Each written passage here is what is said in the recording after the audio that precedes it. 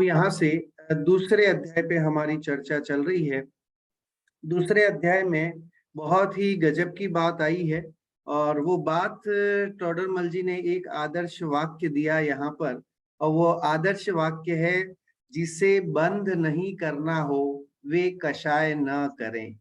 ये एक ऐसी बात है जो वाकई हमारे डेली लाइफ में भी अगर हम देखें, तो डेली लाइफ में भी अगर हम चाहते हैं कि हम बहुत सारे टेंशन से बचना चाहें, तो कषाय रूप परिणाम नहीं करने चाहिए। अब आत्म संतुष्टि के लिए, आत्मा की शांति के लिए भी कषाय नहीं करना अपने आप में इमीडिएट फायदा देने वाला है। हम सोचे कि बाद में पुण्य बंधेगा, कषाय नहीं करेंगे, फिर जब उदय में आएगा, वो तो आएगा ही आएगा, लेकिन कषाय नहीं करने वाले को इमीडिएट, है ना, एक हाथ से ले दूसरे हाथ से दे वाला काम है। हम कषाय नहीं करेंगे, मंद परिणाम रूप रहेंगे, शांत रहेंगे, तो अपने आप जो झगड़ा बढ़ना होगा वो भी शांत हो जाएगा, या तो रहेगा ही नहीं, या थोड़ा बहुत रहेगा तो वो अपने समय से निकल जाएगा, है ना। अब देखिए, दोहा आता है, आवत गारी एक है, उल्टत होई अनेक, जो रहीम नहीं उलटिए, रही एक की एक। रहीमदास जी ने कहा कि भाई गाली आती तो एक है, लेकिन होता क्या है, हम 10 गालियां और दे देते हैं, तो उससे क्या होता है, फिर वो सामने वाला और गालियां देता है।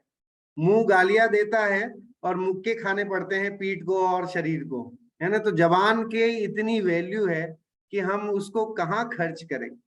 देखिए, जैनिज्म में या जैन धर्म में पहली बात कही कि बोलो ही मत, अगर जरूरत नहीं है तो मत बोलो, और अगर बोलना ही पड़े तो कैसा बोलो कि हित मित प्रिय बोलो, हमेशा मुंह से अमृत झरे। हमारे मुनिराजों के लिए विशेषण आता है ना, जिन मुख से अमृत झरे। जब भी वे बोलेंगे तो हित मित प्रिय वचन बोलेंगे, मीठा बोलेंगे, कभी किसी के लिए परेशान करने वाला, दुख करने वाला, इस तरह का कोई जो है वो प्रलाप नहीं करेंगे। तो इस तरह से शांति से निवेदन है, किसी से म्यूट कर लें, आप म्यूट कर लें, इसका भी आवाज आ रहा है। हाँ, 1 मिनट में कर देता हूँ, चलिए। हाँ, तो सबसे बड़ी बात की वचन वर्गना जो है उसको हम कंट्रोल में रखें। लौकिक जीवन में भी अगर हम अपने बिजनेस में देखें, परिवार में देखें, या समाज में देखें, हर जगह हमें मीठा बोलने की जरूरत है, हर जगह कषाय नहीं करने की जरूरत है। जहाँ कषाय करते हैं वहां नियम से जो है वो संबंध बिगड़ते हैं, व्यवहार बिगड़ते हैं, और आगे आपकी business life, local life, private life, हर लाइफ जो है वो डिस्टर्ब हो जाती है। तो ये बात हमें जो है वो गांठ बांध लेनी चाहिए। इतने अनुभवी टोडरमल जी की अनुभव का अगर हम बखान करें तो अनेकों ग्रंथ पढ़े, और तब जाकर के सार निचोड़ रूप में यह मोक्ष मार्ग प्रकाशक जी ग्रंथ हमें मिला है। वो भी हमारे सातिशय पुण्य का उदय है, तीव्र उदय है, ऐसा पुण्य का उदय कि जिस कारण से हमें यह ग्रंथ राज जो है वो उपलब्ध हो सका है। 300 साल उनकी जन्म जयंती के अभी जो है वो चल रहा है यह साल, और उसके उपलक्ष्य में ये दूसरा अध्याय हमारे स्वाध्याय में चल रहा है, जिसमें उन्होंने दूसरे अध्याय में जनरली कर्मों की बात है कि कैसे कर्म जीव को दुखी कराते हैं या नहीं कराते हैं, और कर्मों का बंधन होता क्यों है, किस कारण से कर्मों का बंधन होता है, उसकी विशेष चर्चा यहाँ पर की है। तो ये हमें जानना जरूरी है। जिनागम के स्वाध्याय का, या जैन धर्म में हमने जन्म लिया है, और उसके बाद भी हम राग द्वेष रूप कषाय रूप परिणामों में ही मस्त रहेंगे, तो हमने नया क्या किया, है ना। कुछ नया तो किया नहीं, ये तो हर कोई कर रही है, दुनिया कर रही है, सारे पशु कर रहे हैं, जानवर कर रहे हैं, तिर्यंच कर रहे हैं, नरक नारकी कर रहे हैं, मनुष्य भी कर रहे हैं, और जात वाले भी कर रहे हैं। तो फिर हम जो है वो वीआईपी कैसे कहलाएं? तो हम वीआईपी तब कहलाएंगे जब हम जो है कषाय रूप परिणामों पर नियंत्रण करेंगे, कंट्रोल करेंगे।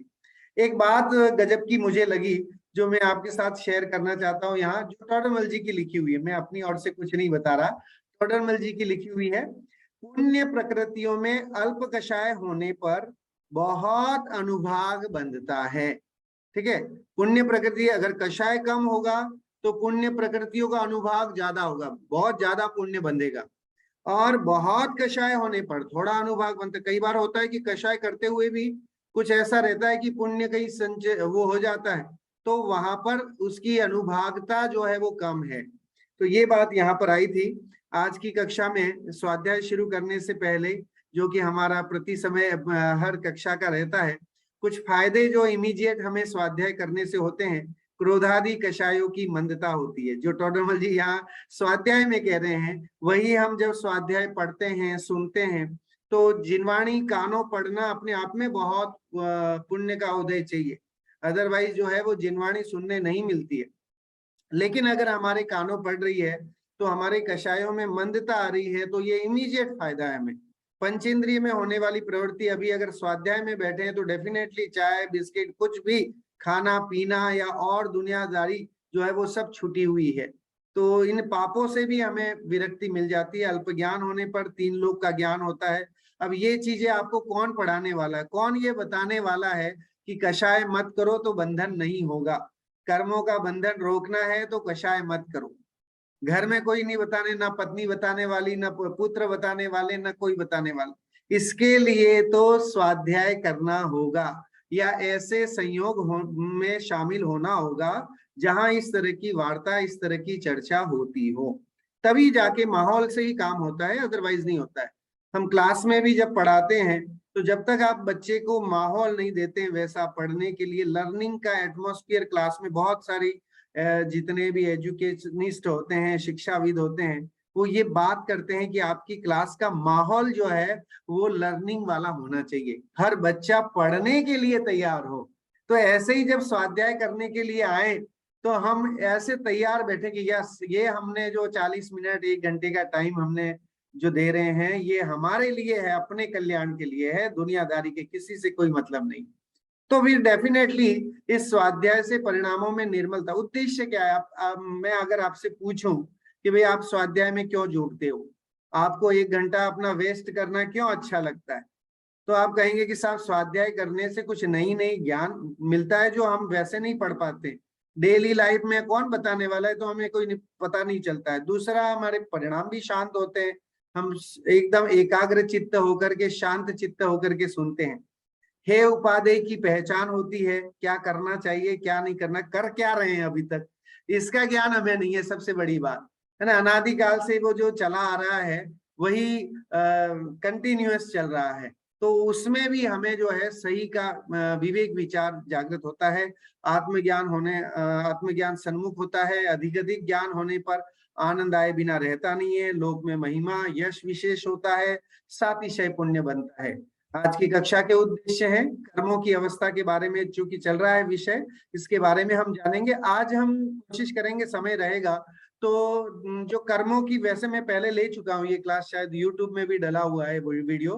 कर्म के जो 10 अवस्थाएं हैं उनकी चर्चा भी, नवीन कर्म बंधन कैसे होता है, और कषाय से स्थिति और अनुभाग की चर्चा अपन ने की थी। यहाँ पर एक बात आई थी, जब अंतिम पिछली कक्षा में जब अपन अंतिम पैराग्राफ पढ़ रहे थे, पेज नंबर 28 है, 28 पेज नंबर मोक्ष मार्ग प्रकाशक जी का, और उसमें लिखा था, तो मैं थोड़ी सी वो 2 लाइन आपको वापस पढ़ के सुनाता हूं। इसीलिए योगों द्वारा हुए प्रकृति बंध और प्रदेश बंध बलवान नहीं है। देखिए, योग से जो प्रकृति बंध और प्रदेश बंध कर्मों का होता है वो इतना घातक नहीं है। कषायों द्वारा किया गया स्थिति बंध और अनुभाग बंध ही बलवान है। तो इसलिए जो कषाय रूप परिणाम से कर्म बंधते हैं वो ज्यादा स्थिति और अनुभाग वाले होते हैं। योग से बंधा हुआ इतना नुकसान वो भी है, लेकिन उतना नुकसान नहीं है जितना कि कषाय परिणामों से कर्मों का जो बंधन होता है वो हमें नुकसान पहुंचाता है। ये हम स्वाध्याय में यहाँ तक हम पढ़ चुके थे, इसलिए मैं इस चीज को नहीं लेता। पिछली कक्षा में हमने इन प्रश्नों को भी उठाया था और ये प्रश्नों की चर्चा हमने यहाँ पर की थी। आज जो विषय है वो भी गजब का है, बहुत ही बढ़िया विषय है। सब हम पिछली कक्षाओं में पढ़ के आए। अच्छा, आपसे पूछूं मैं, आप में से कोई अगर चाहे तो बता सकता है अनम्यूट करके कि शुद्धात्मा जो हमारा आत्मा है वो ज्ञानी है या कर्म ज्ञानी है? एक प्रश्न है, आप सबसे, आप चाहें तो चैट में लिख भी सकते हैं या अनम्यूट करके बताइए, हमारी आत्मा ज्ञानी है या कर्म ज्ञानी है? कौन बताएगा? ज्ञान किस में है, कर्म में है या आत्मा में? चलो और सरल कर दिया, ज्ञान किस में है, कर्म में है या आत्मा में? कर्म में। कर्म में ज्ञान है, कैसे? कर्म कैसे जानते हैं? क्या आत्मा में ज्ञान नहीं है? आत्मा नमन भैया का आया कि आत्मा में ज्ञान है जी, कर्म में ज्ञान नहीं है। ओके, और कोई जवाब देना चाहेगा? चलिए, तो देखिए दो चीजें हैं, है ना। ज्ञान कहाँ है उसका निर्धारण करना है पहले। तो हम कर्म को कैसे ज्ञान कह सकते हैं? साहब मैं कह रहा हूँ मेरा आयु कर्म है ना, आयु कर्म को क्या पता कि भाई कब इसका जो है वो मृत्यु करवानी है कि कब क्या करवाना। नाम कर्म को क्या पता कि कब तक इसको सुंदर रखना है कि नहीं रखना है। वो तो उदय आता है और वैसे संयोग बनते जाते हैं, उससे बोलते हैं निमित्त नैमित्तिक संबंध, है ना। ऐसा संयोग बंधना होता है, उसे बोलते हैं निमित्त नैमित्तिक संबंध। तो देखिए इसीलिए कर्मों को जड़ कहा गया है। कर्म जो भी ये ज्ञानावरण, दर्शनावरण, है ना, अंतराय, मोहनीय, आयु, नाम, गोत्र, ये 8 द्रव्य कर्म, 9 कर्म, भाव कर्म, ये सारे तीनों तरह के कर्म ये क्या है? जड़ है। जड़ मतलब ये कुछ जानते देखते नहीं है, इनको कुछ नहीं पता कर्मों को कि क्या कब कैसे करवाना है। तो किसको पता साहब कर्म के, है ना, होता कैसे? फिर जीव दुखी कैसे होता है, जीव सुखी कैसे होता है? तो कह रहे कि कर्म तो अपने उदय के अनुसार उनकी जो समझ लीजिए कि अवगाहना या उनका जो भी टाइम पीरियड है, जब वो काल में आना है तो सहज आते हैं और खिर जाते हैं, उनका कोई योग वो नहीं है। लेकिन जीव जब ऐसे परिणाम करता है तो उसमें रागी द्वेषी होकर के स्वयं आकुलित व्याकुलित होता है। अब ये इसकी चर्चा अपन पहले कर चुके हैं। जैसे आप देखिए मुनिराज जंगल में है, उनके भी श्रृगालनी पैरों को नोच रही है, तो पाप कर्म का उदय दिखता है, लेकिन अंतर में आत्मा का धुनी लगी हुई है, आत्मज्ञान की इतनी तीव्रता है कि जरा भी बाहर का दुख उन्हें वेदनीय मतलब वेदन नहीं होता उसका। तो कहने को तो हो गया कि साहब बाहर तो पाप का उदय है, लेकिन अंदर वो अपने आत्म रस गटागटी। बनारसी दास जी ने गजब का एक जो है वो इस पे भजन लिखा हुआ है, एक पंक्तियां लिखी हैं इसमें कि बाहर नारक कृत दुख भोगे अंतर रस सम गटागटी करके, और बहुत बढ़िया तुकान वो है, अगली कक्षा में मैं निकाल के खोज करके फिर आपको शेयर करूंगा। उसमें कहा कि बाहर में तो देखा जाए तो नारकी बहुत दुखी है, नरक में रहने वाला, लेकिन अगर कोई ज्ञानी है जिसे सम्यक दृष्टि नारकी है, तो वो अंतर में तो जो है वो आनंद का वेदन कर रहा है। ऐसे मुनिराजों को देखें अपन तो, चलो नरक में नहीं जाते हैं, किसने देखा अभी नरक, ये प्रश्न होगा। हम तो पहले देखें अपने मुनिराजों को जो कि हमारे सामने दिखते हैं। तो उनका जीवन जो है जंगल में अगर कोई उपसर्ग भी हो रहा है, कुछ ऐसा माहौल है, फिर भी अंतर में जो है वो डाइवर्जन चेंज है, तो वे सुखी देखे जाते हैं। हमारे पास सब सुविधाएं हैं घर में, है ना, कार, बंगला, स्त्री पुत्र, मकान, जायदाद, बैंक बैलेंस, क्या नहीं है? सब कुछ है। उसके बाद भी जो है वो ब्लड शुगर बढ़ता रहता है ना, हाई बीपी होता रहता है, कोलेस्ट्रॉल बढ़ता रहता है, न जाने क्या क्या बढ़ता रहता है। क्यों? क्योंकि सब साधन होने के बाद भी। तो इससे समझ में आता है कि हमारा जो डाइवर्जन है वो गलत है, हमारी जो थिंकिंग प्रोसेस है वो गलत है, जिसके कारण से हम दुखी होते हैं। मुनिराजों की चिंतन करने की शक्ति जो है, उनकी चिंतना जो है वो डिफरेंट है। भेद तो दिख रहा है ना हमें, तो भेद दिख रहा है, वो भेद तो हमें उसकी ओर आकर्षित होना चाहिए कि नहीं। वही मुनिराज जो है वो कुछ नहीं, रंच मात्र अपने पास नहीं रखते हैं और सुखी देखे जाते हैं, और हमारे पास बहुत कुछ है फिर भी हम दुखी हैं, या तो तृष्णा से, या समझ लीजिए वैसे ही ऐसे संयोगों से दुखी हैं, या कोई बीमारी से दुखी है, कोई तन दुखी है, कोई मन दुखी है, कोई धन दुखी है, लेकिन दुखी जरूर है। लेकिन कोई मुनिराज को ये नहीं कह सकता है कि साहब मुनिराज हमारे तन दुखी हैं, मन दुखी है, धन दुखी है। ना उन्हें तन से कोई मतलब, श्रृगालनी आके खाए तो कोई टेंशन नहीं, मन से कोई उनकी अपमान भी कर दे तो कोई उन्हें परवाह नहीं, न धन तो उनके पास है ही नहीं तो इसलिए उनकी कोई टेंशन ही नहीं, परिग्रह है ही नहीं, परिग्रह से रहित है। तो ये चीज सामान्य सी चीजें हैं जो जैनिज्म में बहुत सिंपल साधारण तरीके से समझने की और अपना जीवन, और कम समय बचा है, बहुत लिमिटेड टाइम है, और उस टाइम में अगर हम काउंटिंग करेंगे तो 40-42 साल तो निकल गए, और अब बाकी के जितने साल बचे हैं उनमें कितने सोने में, कितने बिजनेस करने में, व्यापार करने में, पढ़ाने में, उसमें निकल जाएंगे। फिर बचेगा क्या अपने लिए, इसका निर्णय जो है वो स्वाध्याय के माध्यम से ही संभव है, इस माहौल से ही संभव है। जब हम माहौल में रहते हैं तो ये सारी चिंतन, ये सब निकल के आता है।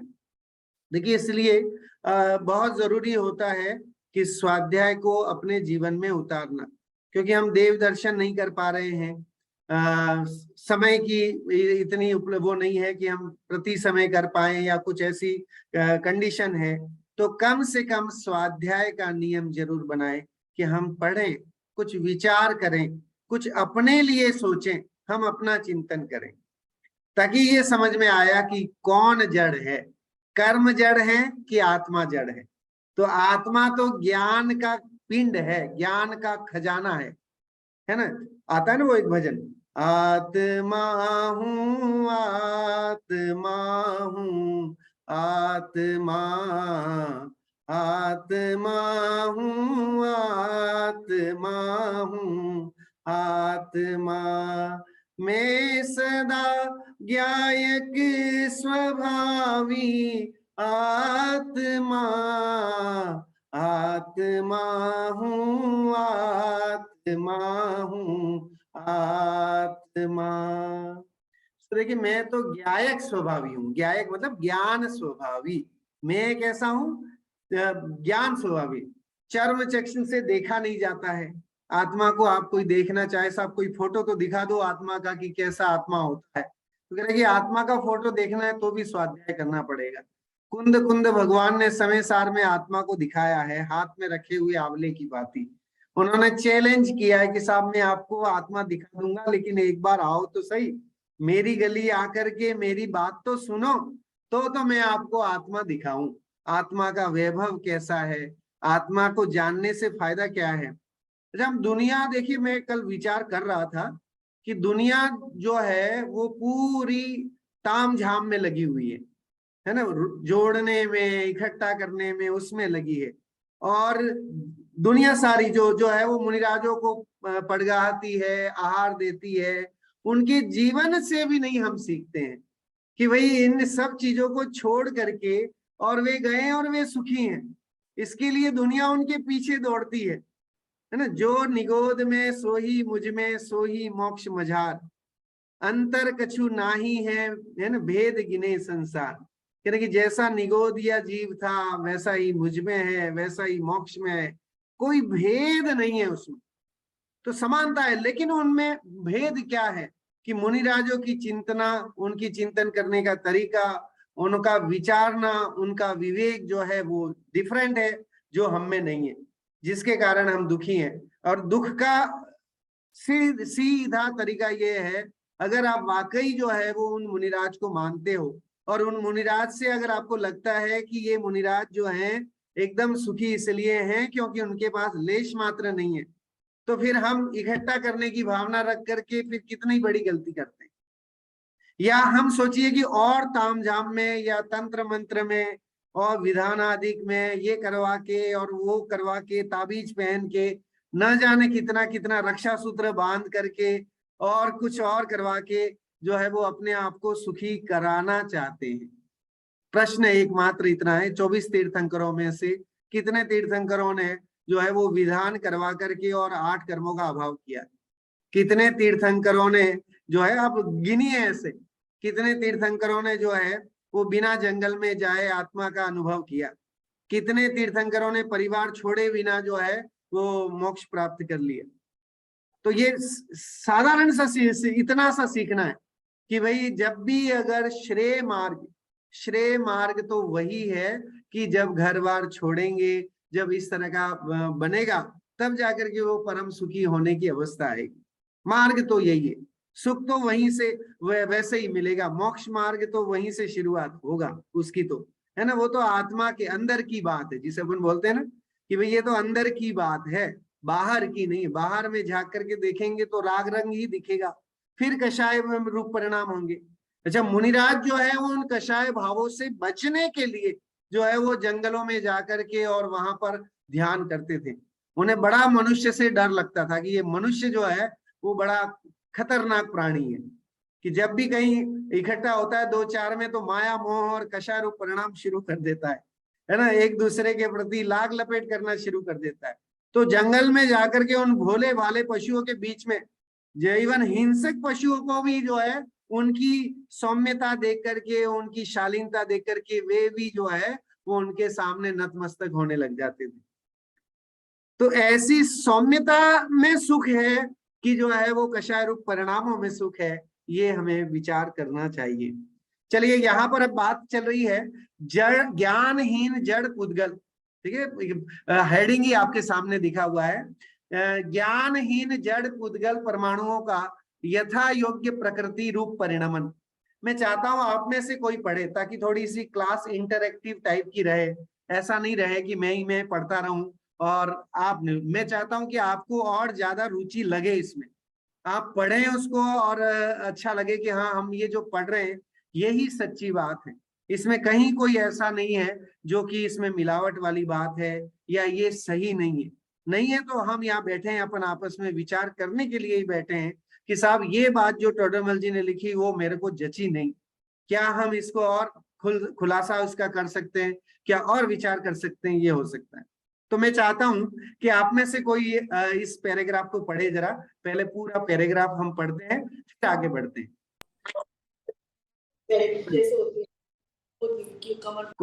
कौन पढ़ना चाहेगा?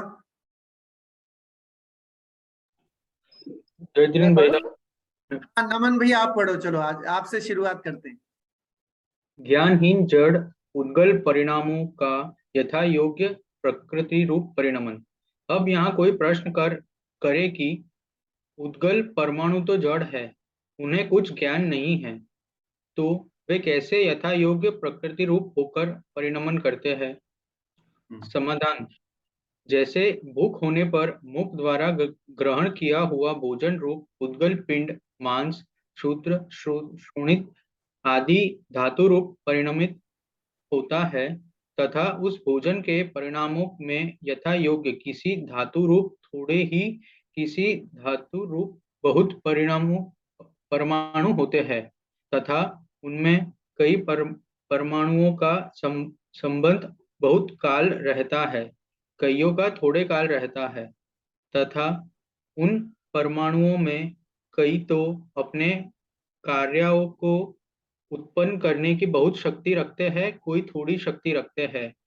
वहां ऐसा होने में कोई भोजन रूप उद्गल पिंड को ज्ञान तो नहीं है कि मैं इस प्रकार परिणमन करूं, तथा और भी कोई परिणमन कराने वाला नहीं है। ऐसा ही निमित्त नैमित्तिक भाव हो रहा है, उससे वैसे ही परिणमन पाया जाता है। बहुत बहुत धन्यवाद नमन भैया को पूरा पढ़ने के लिए। सो देखिए यहाँ पर कह रहे हैं ज्ञानहीन जड़ पुद्गल परमाणुओं का यथा योग्य प्रकृति रूप परिणमन। जो पुद्गल परमाणु कैसे हैं कि साहब वो उनमें ज्ञान नहीं है। पहले तो जो ये ज्ञानावरणादि द्रव्य कर्म जो 8 कर्म है, वो 8 कर्म जो है उनमें कुछ भी ज्ञान नहीं है।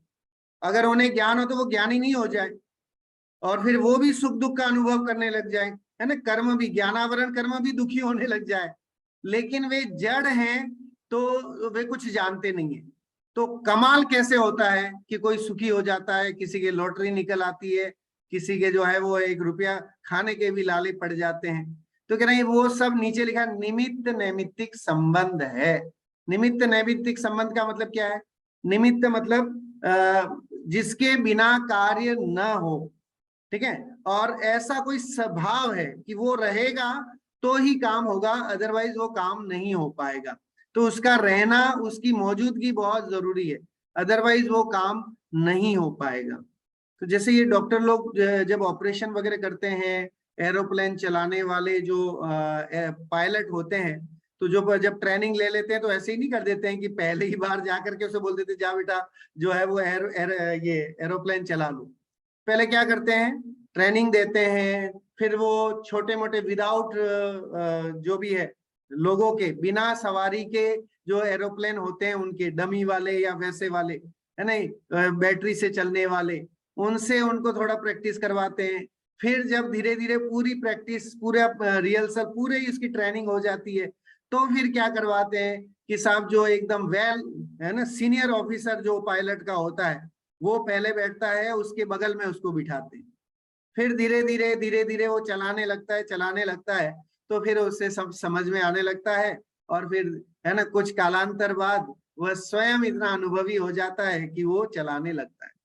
लेकिन जब अगर हम कहें तो वो अपने आप को, जो ट्रेनी है अभी जो सीख रहा है पायलट का, या समझ लीजिए कोर्स कर रहा है या सीख करके नया नया आया है, तो वो भी अपने आप को बड़ा गौरव वो होता है अंदर कि साहब मैं चला रहा हूं। जबकि चला कौन रहा है, कि वहां वो चला वही रहा है, लेकिन उसके साथ जो सीनियर ऑफिसर बैठा है, और वो सीनियर ऑफिसर की बैठने से उसमें जो आत्मनिर्भरता आई है, जिसके कारण से वो प्लेन जो है वो चला पा रहा है, तो उसकी मौजूदगी होना वहां पर जरूरी है, अदरवाइज काम नहीं हो। तो निमित्त नैमित्तिक ऐसा संबंध है कि कर्म का संयोग आत्मा के साथ होना चाहिए, तो वह वैसा उसकी स्थिति, अनुभाग, प्रकृति, प्रदेश के हिसाब से वह दिखता है, वह आता है। ऐसे न जाने कितने कर्म पर वर्गणाएं जो है हमारी आत्मा के साथ, उसका संयोग सिद्ध संबंध, पिछली कक्षा में हमने पढ़ा था। संयोग सिद्ध संबंध मतलब पटरी की, रेल की पटरी की तरह, जैसी रेल की पटरियां कभी मिलने वाली नहीं है ना, अगर मिल जाए तो एक्सीडेंट हो जाने वाला है, तो ऐसे ही संयोग सिद्ध संबंध है। अनादि काल से ये आत्मा है कि नहीं, पहले ये निर्धारित करो कि हमारी जो ये आत्मा है, सोल है, वह हम नहीं, हम जैन ही नहीं, ऐसे दुनिया के, विश्व के कितने धर्म, है ना, अब बहुत सारे धर्म ऐसे हैं जो ये मानते हैं कि जो है वो दुनिया में कहीं ना कहीं ऐसा वो है कि आत्माएं जो है वो जीवित रहती हैं और शरीर का ही नाश होता है। बड़े बड़े वैज्ञानिक वो भी ये मानने को राजी हैं कि सिर्फ शरीर का नाश होता है, आत्मा अजर अमर है, वो कभी मरती नहीं। और हमारे शास्त्र भी यही कहते हैं कि आत्मा अजर अमर है, उसका कभी नाश हो नहीं सकता, कोई उसका नाश कर नहीं सकता। इंदो वा जिनेन्द्रेव, है ना, कोई इंद्र और जिनेन्द्र भी चाह ले कि किसी आत्मा का सत्यानाश कर दिया जाए तो संभव नहीं है, वो हमेशा रहेगी। तो आत्मा सदाकाल रहने वाली, ठीक है, आत्मा सदाकाल रहने वाली है, उसका कभी नाश नहीं होने वाला। इसके लिए नीतीश जी, हाँ जी, एक सवाल है। हाँ जी, यहाँ आत्मा अजर अमर है, तो क्या हाँ, आत्मा नई उत्पन्न नहीं होती या नाश नहीं होती, या आत्मा अभी भी जितनी भी त्रिलोक में है वो सब सेम इनफाइनाइट नंबर है, कि कुछ फिक्स नंबर है, उसमें एडिशन सब्ट्रैक्शन नहीं होता है? देखिए, अब करोड़ों अरबों आत्माएं हैं, ठीक है, एडिशन सब्सट्रैक्शन हम कैसे बोलते हैं, घटना बढ़ना हम कैसे मानते हैं, तो कैसे साहब बहुत सारे वो जीव हैं, अब अनंतानंत जीव हैं। जैन धर्म में जीव की संख्या अनंतानंत, देखो 6, इसीलिए इसके लिए आपको 6 द्रव्य पढ़ना पड़ेगा पहले। सबसे पहले इसे जब शुरुआत करते हैं ना, तो शुरुआत में 6 द्रव्य पढ़ाए जाते हैं, जीव, पुद्गल, धर्म, अधर्म, आकाश और काल। ठीक है, ये 6 द्रव्य जैन धर्म में, इन 6 द्रव्यों से विश्व की गणना की जाती है। जैन धर्म में विश्व की गणना क्या है, किसे विश्व कहते हैं, तो कह रहे हैं 6 द्रव्यों के समूह का नाम विश्व है। इस विश्व में जीव है, फिर पुद्गल है, धर्म है, अधर्म है, आकाश है और काल है, इसके सिवाय और कुछ नहीं। पुद्गल में सब कुछ आ गया, मतलब जितना भी ये रेत, कंकड़ वंकड़, जल, है ना, ये सब, अग्नि, ये जितने पंचभूत हैं, ये सब जो है वो पुद्गल के खाते में चले जाते हैं। जीव मतलब जो ज्ञाता दृष्टा रूप स्वभाव है, वो जीव है। तो ये 6 द्रव्यों का समूह है। अब जीवों की गणना अनंतानंत की गई है। अब अनंतानंत गणना में हम किसे कैसे कहें कि कोई नष्ट हो गए या कम हो गए या कैसे हुए, तो उसका कारण क्या होता है कि जो बॉडी स्ट्रक्चर, मतलब समझ लीजिए जो आत्मा किसी बॉडी स्ट्रक्चर में आई, किसी पर्याय में आई बोलते हैं उसको, तो अगर वो मनुष्य पर्याय में आई, और मनुष्य पर्याय में आने के साथ उसका संयोग उस शरीर के साथ और आत्मा का बना। क्यों बना, क्योंकि आयु कर्म मौजूद है ना, तो आयु कर्म मौजूद है, इस कारण से संबंध बना। नाम कर्म मौजूद है, इसलिए वैसा शरीर का आकार प्रकार मिला, है ना। गोत्र कर्म मौजूद है, इसलिए उसे उच्च गोत्र और नीच गोत्र मिला। तो ये जो है इन कर्मों के निमित्तता से, नैमित्तिक संबंध होने से आत्मा के साथ, किसी भी आत्मा XYZ कोई भी सोल को ले लो, उसके साथ ये कर्मों का ऐसा आवरण बना, और वो बनने से उसको ऐसा बॉडी स्ट्रक्चर मिल गया, और वो मिला तो हम कहने में आता है कि नया उत्पन्न हुआ, है ना। उनके घर में नए बच्चे का जन्म हुआ, हम बोलते हैं भी नया हुआ। और उन फला के घर में उनके पिताजी 80 साल के था, उनकी मृत्यु हो गई, है ना। तो वो चल बसे। तो अब हुआ क्या, तो कह रहे कि इसमें भी देखा जाए तो सामान्य रूप से उस पंचभूत रूप शरीर का ही नाश हुआ है। ज्ञान रूप जो आत्मा है वो सदा काल उस खाके से निकल करके किसी दूसरे खाके में चलेगी। तो ये सिस्टम है। अब वो कहेंगे कि आत्मा जितनी भी है अनंत अनंत, तो वो अनकाउंटेबल है, उनको हम काउंट नहीं कर सकते। अच्छा, आपके आलू के एक सुई के नोक बराबर के पार्ट में, वो तो जैन धर्म बताता है कि अनंत अनंत जीव उसमें मौजूद है ना, स्थावर जीव अब उसमें। तो वैसे ही अब खाली इतने से एक वनस्पति में इतना सा जीव है, तो पूरे में कितने जीवों की संख्या होगी, और ऐसे पूरे समुद्र में कितने जल का एक जीव होंगे, वायु में, पूरी वायु में कितने वायु का एक जीव होंगे, है ना। पृथ्वी में, अग्नि में, हर जगह तो जीवों की संख्या भरमार है। इसलिए जहां हमारा जैन धर्म अहिंसा प्रधानी धर्म है, मुनिराजों की जो चर्या है वो महाव्रत कहलाते हैं, और हमारे जो है वो अणुव्रत कहलाते हैं। हम स्थूल रूप से थोड़ी हिंसा से बचते हैं। मुनिराज जो है वो सूक्ष्म भी नहीं करना चाहते, वो चलते हैं तो उन्हें पता है कि पृथ्वी का एक जीवों की हिंसा होगी, वो सांस लेते हैं तो उन्हें पता है कि वायु का एक जीवों की हिंसा होगी, वो जल का उपयोग करते हैं तो उन्हें पता है कि जल का एक जीवों की हिंसा होगी, है ना। और वो उस सूक्ष्म का भी त्याग है कि थोड़ा भी नहीं करना। गृहस्थों के लिए तो थोड़े की छूट है, लेकिन मुनिराजों के तो जब महाव्रती कहलाते ना, मुनिराज पंच महाव्रत के धारी हैं, तो वे महाव्रती हैं, तो उनको तो थोड़ा भी नहीं, चाह करके तो कुछ भी नहीं, है ना। तो वो जो भी करते हैं जिसमें कि उनको धर्म की अभिवृद्धि हो, आत्मा की अभिवृद्धि हो, उसके उद्देश्य से काम होता है। तो वहां पर पाप कम और पुण्य की मात्रा ज्यादा होती है, जिसके कारण और फिर धीरे धीरे उनका प्रयास आगे उसको भी छोड़ने का होता है।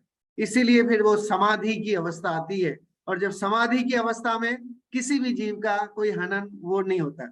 हमें दिखता क्या है कि हमें ये दिखता है कि साहब ये नए उत्पन्न हुए, फिर ये मर गए, या इस तरह के जीवों की किसी ने ब्लास्ट कर दिया तो इतने लोग मर गए, समुद्र में मर गए, वायुयान का एक्सीडेंट हो गया तो ऐसा हो गया। तो ये सब जो है वो बाह्य आवरण जो शरीर का उनका, क्योंकि एक तो आयु कर्म लेके आया है, तो वो उतना बॉडी स्ट्रक्चर में उतने ही संयोग से रहेगा, उसके बाद तो उसको बिछुड़ना ही बिछुड़ना है नियम से। और वो जब बिछुड़ेगा तो फिर क्या है, बिछुड़ने पर वो उस बॉडी स्ट्रक्चर को छोड़ करके और दूसरे बॉडी स्ट्रक्चर में चला जाता है। इसलिए मैंने बोला ना, जो निगोद में सो ही मुझ में सो ही मोक्ष मजार, कह रहे कि तीनों की तारतम्यता, सबसे निकृष्ट गति अगर हम कहें तो निगोद, कि वहां एकेंद्रिय रहता है, एक श्वास में 18 बार जन्म मरण करता है, तो वहां सबसे निकृष्ट, है ना। कोई जाना पसंद नहीं करे, आप में से किसी से भी हम कहें कि साहब निगोद जाना चाहोगे, कोई भी हाँ नहीं भरेगा, हामी नहीं भरेगा। तो सबसे निकृष्ट तो वहां का जीव भी, और सो ही मुझ में जो मेरा जीव है, और सो ही मोक्ष मझार, और जो सिद्धालय में विराजमान जीव हैं उनके जीवत्व पने की अपेक्षा, जानने देखने के लक्षण की अपेक्षा, there is a no difference, कोई डिफरेंस नहीं। जानने देखने की बात कर रहा हूं, अभी पर्याय की बात नहीं कर रहा हूं, वो पर्याय की फिर अलग बात आएगी, कर्मों के अभाव की बात अलग आएगी। अब देखेंगे, अब इसी में जो है दो भेद हो जाते हैं, है ना। तत्वार सूत्र में एक सूत्र लिखा है उमा स्वामी भगवान ने कि संसारिणो मुक्ताश्च, ये सूत्र आता है तत्वार सूत्र में, है ना। जीव कितने हैं, तो कहना साहब बहुत सारे अलग अलग भेद किए, समनस्का अमनस्का, संसारिणो मुक्ताश्च, है ना। जीव अगर देखा जाए दो तरह के हैं, एक संसारी होते हैं और एक मुक्त होते हैं। तो मुक्त कौन होते हैं कि जिनके कर्मों का अभाव हो गया है, जिन्होंने टोडरमल जी के द्वारा बताए गए रसायन का उपयोग किया था कषाय नहीं की थी और उन्होंने पाप कर्मों रूपी जो है वो कर्मों का आश्रय या बंधन नहीं किया था, तो धीरे धीरे जो उनके संचित कर्म थे वे भी कषाय नहीं करने से पुण्य प्रकृति रूप परिवर्तित हो गए और कालांतर में उनके सारे कर्मों का अभाव हो गया और सिद्धालय में जाके विराजमान हो गए। तो ये तरीका। और दूसरे जो है वो संसारी है। अब वो संसारी कैसे हैं? तो कह रहे कि संसारियों के कर्मों का आश्रय कंटिन्यूअस चल रहा है, एक समय ऐसा नहीं है कि जब ये कर्म नहीं बन रहे, हम इन कर्मों से बच नहीं रहे हैं, मतलब कंटिन्यूअस कर्मों का बंधन हो रहा है। रहने सोते जागते खाते पीते कार चलाते व्यापार करते कहीं पर भी कुछ नहीं कर रहे हैं तो विचार भावों में ही है ना, भाव हिंसा कितनी करते हैं। तो वो भाव हिंसा भी तो जो है वो कारण क्या है? कषाय का ही तो कारण है। कुछ नहीं कर रहा है साहब, लेकिन घर में बैठ करके जो है वो किसी की लड़ाना भिड़ाना, किसी के बारे में बुरा सोचना, ये सब जो परिणाम है, इन परिणामों से इनकमिंग होती है। किसकी इनकमिंग होती है? तो कह रहे हैं स्थिति और अनुभाग, दो जो कर्म के एकदम स्ट्रॉन्ग पिलर हैं, उनकी इनकमिंग होती है। तो इसलिए कषाय भाव नहीं करने की बात कही। लौकिक जीवन में भी कषाय नहीं करेंगे तो आपको बहुत इमीडिएट फायदे हैं। व्यापार में भी कषाय नहीं करेंगे तो आपका जो पार्टनर है आपसे बहुत खुश रहेगा। आप अगर कहीं जॉब करते हैं, कषाय नहीं करेंगे, हर काम को ठंडे से शांति से करने का प्रयास करेंगे तो आप वहां भी प्रशंसनीय होंगे। चलो इतना तो छोड़िए, और अगर आप घर में भी कषाय नहीं करेंगे तो धर्म पत्नी से भी सुखी रहेंगे।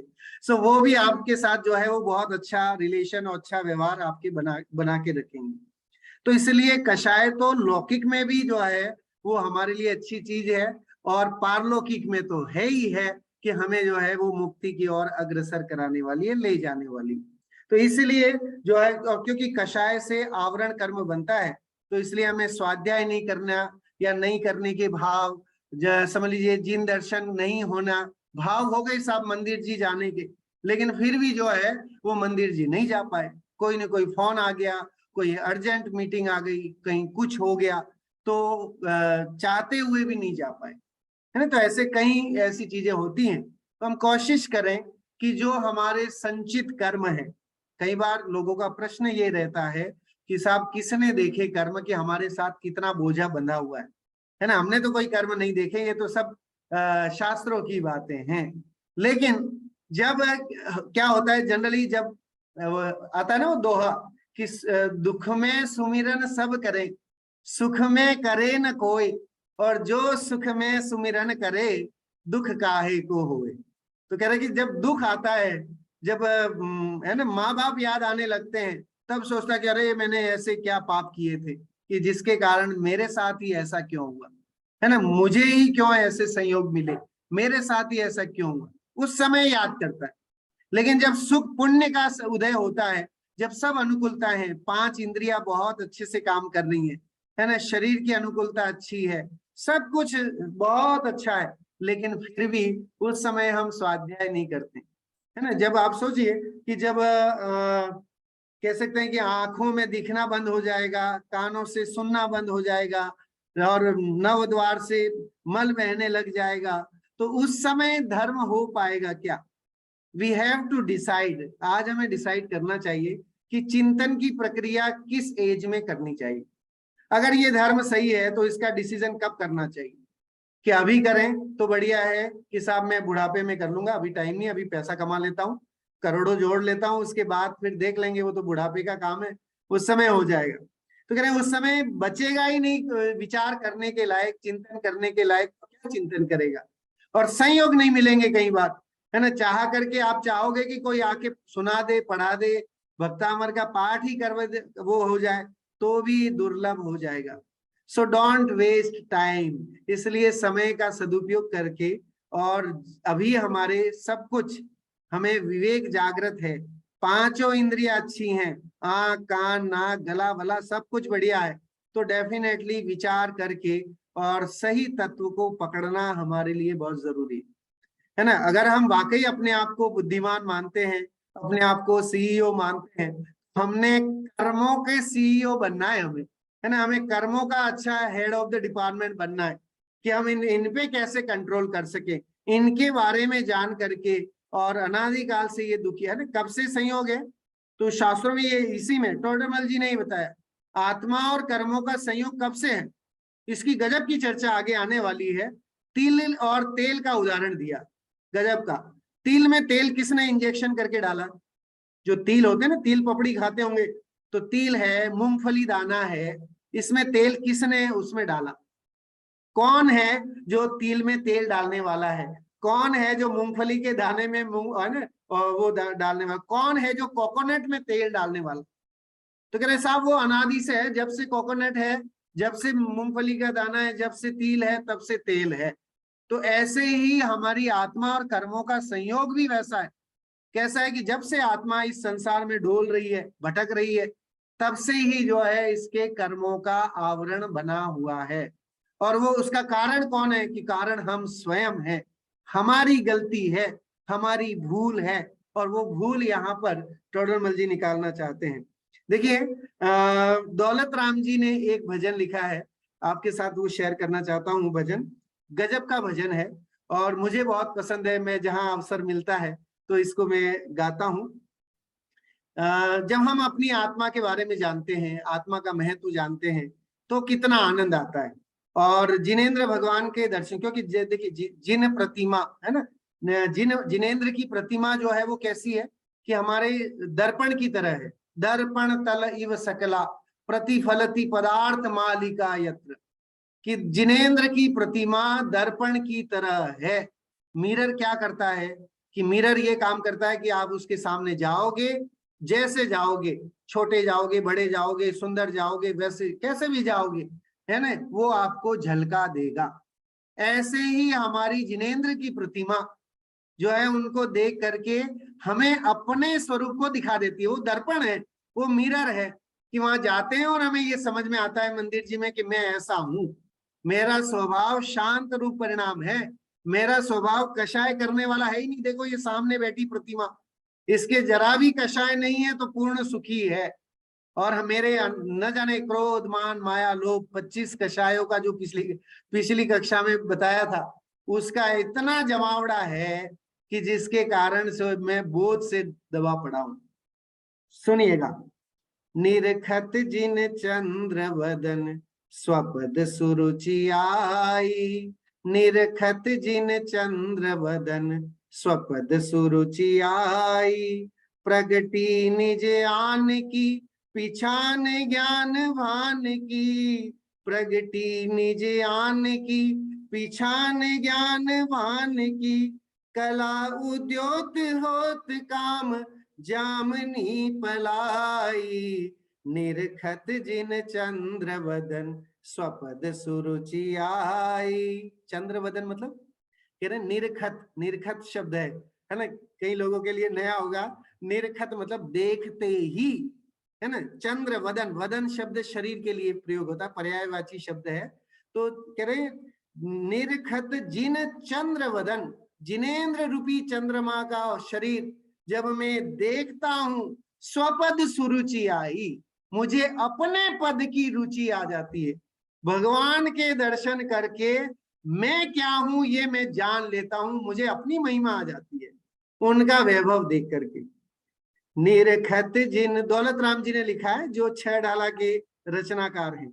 निरखत जिन चंद्र बदन स्वपद सुरुचि आई, प्रगटी निज आन की पिछान ज्ञान भान की, कला उद्योत होत काम जामनी पलाई, निरखत जिन चंद्र बदन स्वपद सुरुचि आई, शाश्वत आनंद स्वाद पायो विन शो विषाद।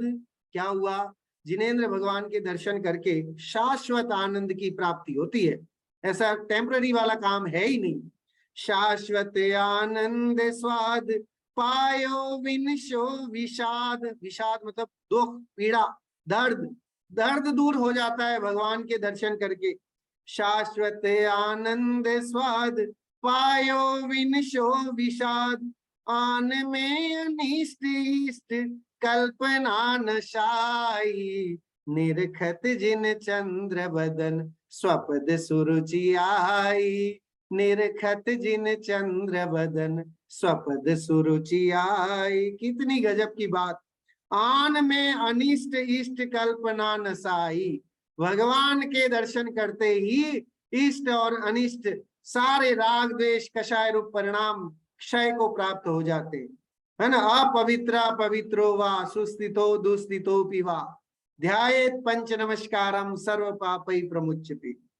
साधी निज साध की समाधि मोह व्याधि की, साधी निज साध की समाधि मोह व्याधि की, उपाधि को विराधि के आराधना सुहाई, निरखत जिन चंद्र बदन स्वपद सुरुचि आई, निरखत जिन चंद्र बदन स्वपद सुरुचि आई। भगवान के दर्शन करने जाओ तो कैसे जाओ? तो कह रहे हैं साहब उपाधि को विराधि के, सारी उपाधि छोड़ के जाना मंदिर के बाहर, कि तू चाहे वो ट्रस्टी हो, कि चाहे तू मंत्री हो, कि संतरी हो, कि सीईओ हो, कि तू HOD हो, कि कोई कुछ भी हो, सब कुछ भगवान की देरी पे जाने से पहले निस्सही निस्सही निस्सही 3 बार बोलते हैं। क्यों बोलते हैं? क्योंकि मैं हे भगवान, मैं तेरे आगे मेरी क्या औकात, मैं क्या हूं, है ना। तो मैं तो ये देखने आया हूं कि मेरे अंदर जो आत्मा है, जो ज्ञान है, वो ये तू जैसा चकचकायमान दिख रहा है ना, जैसी प्रतिमा दिख रही है, मेरे अंदर भी वैसा ही है। बस फर्क है तो पर्याय का है, स्थिति का है, कर्मों के अभाव करने का है। और जब वो हो जाएगा तो निश्चित ही जो है एक दिन हम भी जो है सिद्धालय में बैठेंगे। धन दिन छिने आज सुगुनी, चिंते जिन राज अबे, धन दिन छिने आज सुगुनी, चिंते जिन राज अबे, सुधरो सब काज दोल अचल रिद्धि पाई, निरखत जिन चंद्र बदन स्वपद सुरुचि आई, निरखत जिन चंद्र बदन स्वपद सुरुचि आई। तो भगवान के दर्शन करके हम स्वयं जो है वो कषाय रहित हो जाएं, कषायों का अभाव हो तो भगवान के दर्शन करने का फल है। वहां जाकर के भी राग द्वेष कमा के लाए तो बेटा तूने कुछ नहीं किया। तो इसलिए भगवान तो स्वयं ही वीतरागता के दर्शक हैं, है ना। वीतराग उनका झलक रहा है, उनकी आकृति जो है वो हमें कह रही है कि राग और द्वेष रूप परिणामों से कभी भी जीव सुखी हुआ नहीं है, कषाय रूप परिणामों से कभी सुखी नहीं हुआ है। तो इस पूरे स्वाध्याय का, पूरी कक्षा का निचोड़ अगर देखा जाए, सार और समरी यही है कि जिन्हें कर्मों का बंधन नहीं करना हो वे कषाय न करें। टोडरमल जी की ये बात जो है वो मुझे तो वाकई बहुत अच्छी लगी। इस पे जितना बोलें उतना कम है, और जितना हम बार बार सुने उतना कम है, क्योंकि करने लायक अगर कोई कार्य है तो कषायों के अभाव करने की पुरुषार्थ करना है।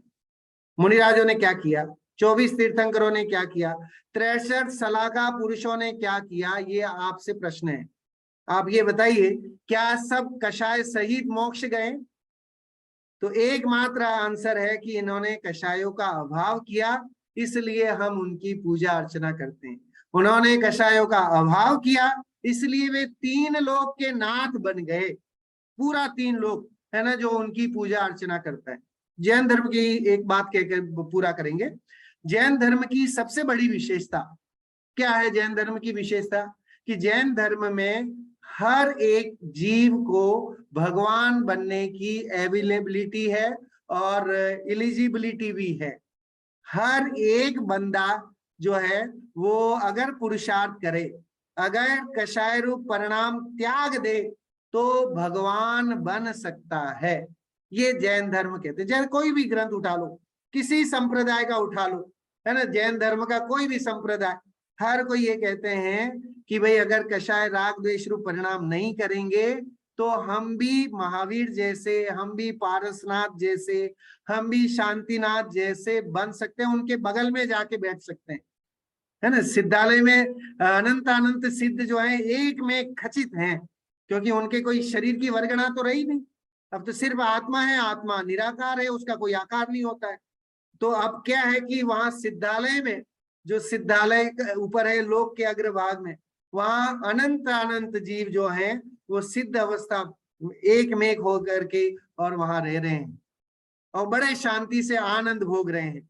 हमारे यहाँ कोई एक मेहमान जो है वो कोई ज्यादा आ जाए तो हमारा जीना मुश्किल हो जाता है, सोचते कब वापस जाए, है ना, कब निकल जाए, 2 दिन में, 4 दिन में, कब चला जाए, ऐसी भावना हम रखते हैं। अंतर में वात्सल्य की भावना, साधर्मी के प्रति वात्सल्य की भावना बहुत दुर्लभ हो गई है। कलिकाल ही ऐसा है कि संयोग ऐसे बनते हैं कि लोग सिर्फ और सिर्फ स्वार्थी हो, लौकिक स्वार्थी हो गए, है ना। आध्यात्मिक स्वार्थी होना चाहिए, होना तो हमें आध्यात्मिक स्वार्थी होना चाहिए।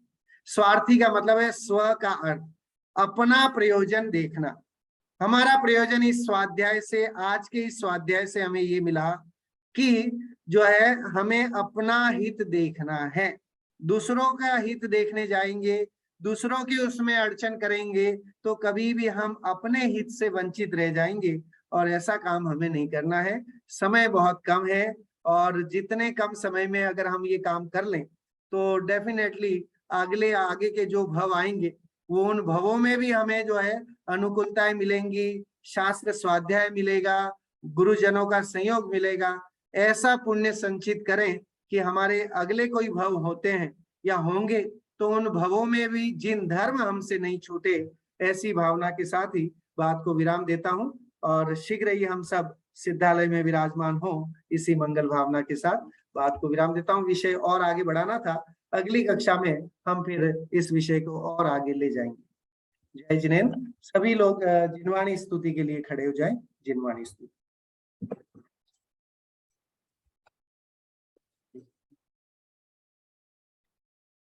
मिथ्यात्म नाश वेको ज्ञान के प्रकाश वेको, आपा पर भास वेको भानु शिव खानी है।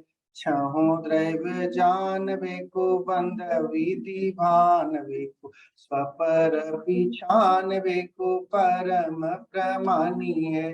अनुभवताय वेको जीव के जताय वेको, कामो ना सताए वेको भव्य आनी है।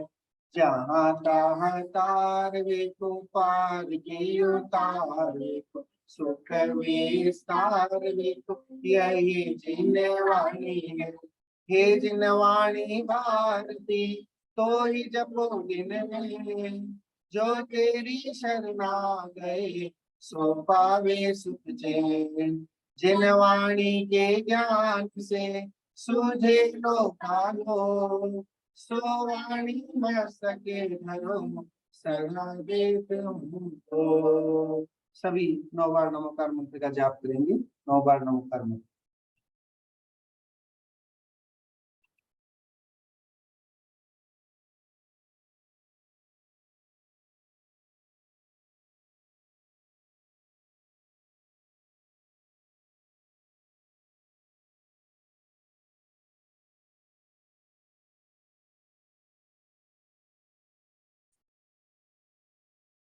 बोलिए द्वादशांग जिनवाणी मात की जय हो। बोले महान जैन धर्म की जय हो। बोले समस्त वितरागी संतों की जय हो। जय। जय जिनेन्द्र। जय जिनेन्द्र सभी को।